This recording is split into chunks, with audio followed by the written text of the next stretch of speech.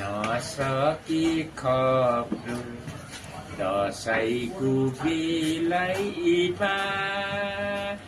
नाता र नातिलाई भेट्दैछु फरकी रमाइलो गाउँमा तिम्रा लागि चुरा धागो मएको चिनो ल्याउँछु मिठो मिठो कुरा जति मनमा सकिरहन्छु डाँडा छि साथी कोही दिन राति छैन आँखैमा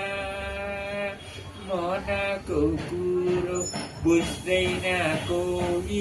नेपाली भाषामा